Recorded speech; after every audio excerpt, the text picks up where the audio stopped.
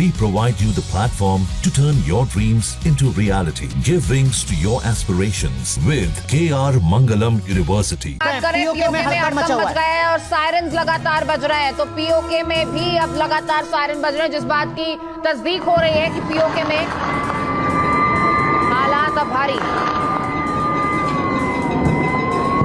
तो ये पीओके की तस्वीरें इस वक्त आपको दिखा रहे हैं और देखिए किस तरीके से सायरन बज रहा है वो आप यहां पर महसूस कर सकते हैं। हमारे सहयोगी मधुरेंद्र लगातार बने हुए हैं। मधुरेंद्र, कुछ अपुष्ट सोर्सेज से आप कंफर्म कीजिएगा और क्या इस मुद्दे पर अभी डिस्कस करना सही होगा। इस तरीके की खबरें आ रही है कि पीओके में 20 से 60 किलोमीटर तक अंदर घुस के भारतीय सेना एक्शन को अंजाम दे रही है। मधुरेंद्र,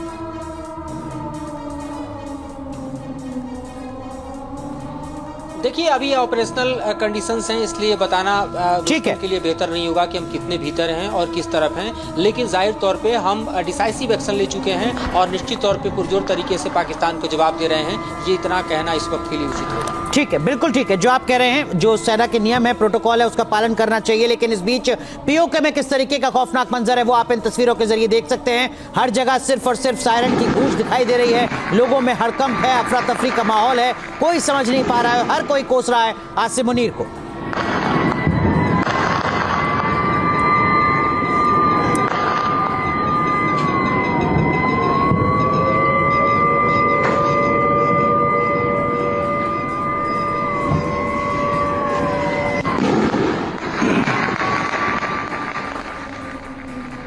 तो लगातार ये सायरन्स की आवाज आप सुन रहे हैं और पीओके में मचे हड़कंप की तस्दीक करती हैं ये तस्वीरें, जहां तीनों सेनाओं का ऑपरेशन लगातार जारी है। वहीं पीओके में भी ऐसी ही जानकारियां सामने आ रही है। बासिल साहब, फिलहाल ये जो तस्वीरें हैं, ये जो आवाजें हैं जो पीओके से सुनाई दे रही हैं, ये संकेत है कि पीओके में भी अब हालात बिगड़ गए हैं, पीओके भी बुरी तरह से धराशायी है। हमारा पीओके है, हमको मिल जाएगा। अभी इस बात का कहना तो मुश्किल है। ये तो सब जब कल या जिस समय भी ऑफिशियल कोई स्टेटमेंट आएगा डिफेंस मिनिस्ट्री का असली जो तो तभी पता चलेगा। तो अभी किस प्रकार की आ रही हैं, इनका कहना बड़ा मुश्किल है, ज़्यादा नज़र नहीं आ पा रहा है फिगर्स में। लेकिन अच्छी बात है अगर पीओके भी हमारे पास में आ जाता है, और हो सकता है ये प्लान में हो। ये हमारी जो प्लानिंग है, जो हमारी डिफेंस फोर्सेज है, आर्म फोर्सेज है, उन्होंने सब तरह की कंटिजेंसी प्लान रखी हुई है, प्लान A, B, C। तो अब जब अगर ऐसा मौका है, जब पाकिस्तान ने ये युद्ध शुरू कर दिया है, अगर हम पहले अटैक करते तो ये लगता है कि हमारा एम्स जो है पीओके को लेने का था, लेकिन हमारा एम्स तो टेररिस्ट को खत्म करने का था। वो हमने अपना स्टेज क्लियर कर दिया था कि जैसे ही उनके ठिकाने ध्वस्त हुए तो हमने कहा कि भाई हम जो ठिकाने ध्वस्त हो गए और हमारा इसको एक्सक्लेट करने का कोई इरादा नहीं है। लेकिन पाकिस्तान आगे बढ़ता ही गया और जब पाकिस्तान आगे बढ़ता गया तो उसका हमको जवाब तो देना ही पड़ा। बंसल साहब, खबर आ रही है लाहौर का जो जिन्ना मार्केट रोड है वो पूरी तरीके से जल रहा है, धू-धू करके। हाँ, देखिए, जब ऐसे में अबे ये बहुत इंटेंस वार है। आप देखेंगे कि वर्ल्ड में जितनी भी वार हो रही हैं, कई वार चल रही हैं, चाहे आप यूक्रेन और रशिया की देख लीजिए, इजराइल की, इतना जल्दी जिस तीव्र गति से जो ताबड़तोड़ हमले हमारी तरफ से हो रहे हैं, ऐसे नहीं होते वहाँ बड़े।